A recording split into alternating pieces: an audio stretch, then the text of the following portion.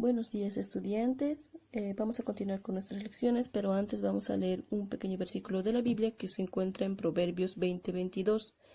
Dice: No digas yo me vengaré, espera a Jehová y él te salvará. Quizá en muchas ocasiones nosotros nos hemos sentido heridos por alguna persona y tal vez buscamos la venganza, pero lo correcto no es hacer eso, sino esperar a que Dios también vea y evalúe la situación. Quizá en algún momento nosotros nos podemos equivocar y quizá hacer más daño de lo que ya está, ¿no? Entonces pensemos y reflexionemos en este versículo y vamos a comenzar ahora con nuestra lección. Ahora vamos a continuar con nuestro avance.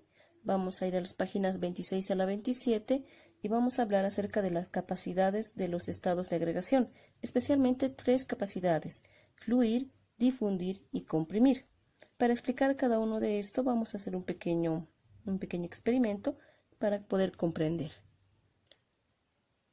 Entonces empezamos con el primero, fluir. La capacidad de fluir se presenta generalmente en los estados líquidos y gaseosos. ¿A qué se refiere? A la capacidad que tiene el agua o los gases de moverse en el espacio que tienen disponible. Por ejemplo, yo tengo acá un poco de líquido, ¿ya? Y listo. Al echarlo acá no se ha quedado en un solo punto, sino que se ha empezado a mover, ha empezado a fluir, ¿no? Y esto depende de qué, de hasta dónde llegue y la capacidad hasta dónde se pueda estirar, por así decirlo. A eso se le denomina viscosidad, ¿ya? Que es una resistencia a fluir libremente. Los líquidos generalmente tienen diferentes viscosidades. El agua con tinta, por ejemplo, tiene una viscosidad diferente. Si yo echara miel o aceite, la forma de moverse de estos es diferente, ¿no? Entonces, la capacidad de fluir generalmente se da en los estados gaseosos y líquidos, y es la capacidad de poderse mover, expandirse de alguna forma, ¿no? Esa es la primera. Ya, difundir. La difusión también es una característica especial de los gases y de los líquidos y se encarga o se caracteriza principalmente por las partículas se entremezclan con el medio.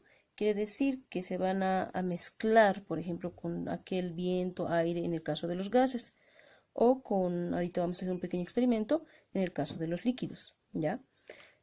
Por ejemplo, si tú estás en una esquina de tu casa y la cocina se encuentra al otro lado, por acción de la difusión, el aire va a traer el olor hacia ti. Si digamos tu mamá está cocinando algo frito, un huevito frito, por ejemplo, el aire empieza a moverse, el aroma se mezcla con el aire, empieza a transportarla y llega incluso hasta ti, ¿no? Puedes sentir el olor. Ahora lo vamos a ver la difusión mediante un pequeño experimento. Yo tengo aquí un vasito con agua, ¿ya? Y voy a utilizar para este caso un poco de vainilla que hemos encontrado por ahí. Con un goterito voy a hacer gotear acá, ¿ya? Entonces la difusión, si se dan cuenta, ahí empieza a expandirse, empieza como que a mezclarse con el medio. Entonces a eso se le conoce como difundir, que trata de mezclarse o trata de hacerse llevar, ocupar un buen espacio, ya sea esto en el caso de los líquidos o en el caso de los gaseosos, como los olores, como por ejemplo.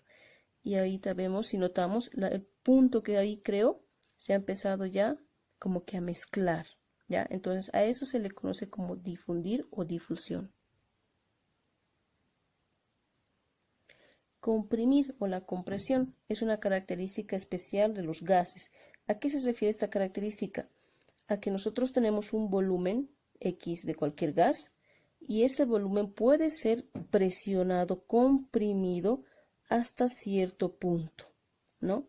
Una vez llegado a ese punto ya no se puede más. ¿Dónde vemos nosotros la compresión? Especialmente vemos en las garrafas, en el gas licuado de petróleo.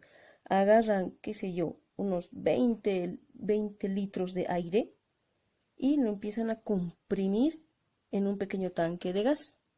Por eso cuando nosotros abrimos la llave de la garrafa empieza a escapar como un sonido fuerte. ¿Lo ve? Sale. Entonces quiere decir que el aire que estaba comprimido ahí ahora sí puede ser liberado cuando le dan la oportunidad, ¿Listo? Entonces a eso se le conoce como comprimir. Entre estas capacidades, ¿ya? La temperatura especialmente y la presión de la atmósfera hace siempre que hay una variación en cuanto a la compresión, a difundir, cambia referente a estos dos factores, la temperatura donde nos encontremos y la variación de la presión. Ahora vamos a hacer un pequeño ejemplo de eso. Para ver si la temperatura influye en las características de algún objeto de estos gases, vamos a hacer un pequeño experimento que se llama un globo a dieta. ¿Ya? Este experimento lo estoy haciendo yo para mostrarles y completar en el libro. No es necesario que lo hagan, ¿ya? Pero si desean ampliar su curiosidad, no hay ningún problema. Entonces, ¿para qué necesito? Voy a necesitar un globo, ¿ya? Voy a agarrar al globo y voy a tomar su volumen. Necesito el radio del globo para poder medir el volumen. Entonces, ¿qué es lo que voy a hacer yo? Como es una esfera, lo voy a agarrar y voy a marcar de aquí a aquí. Listo. Voy a medir eso, ¿ya? Y me dice que mide 18 centímetros. ¿Listo? Entonces, ¿qué voy a hacer ahora con el globo?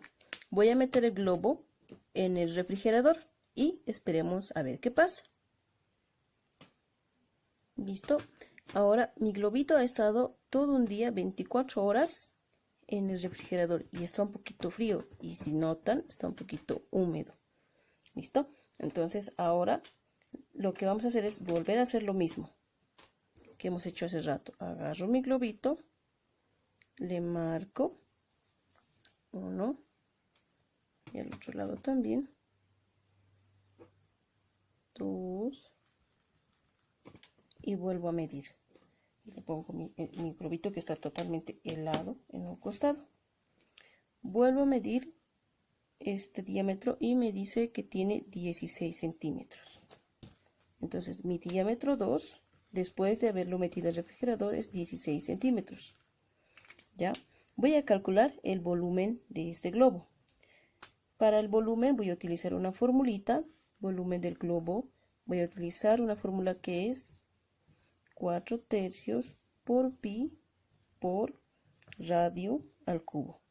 Yo tengo diámetro y no radio, pero el radio es la mitad del diámetro, así que el radio va a ser 9 centímetros. Y el diámetro 2 va a ser, el otro son 8 centímetros. Entonces hago los cálculos utilizando esta fórmula. Volumen del globo va a ser 4/3 por pi por 9 elevado al cubo.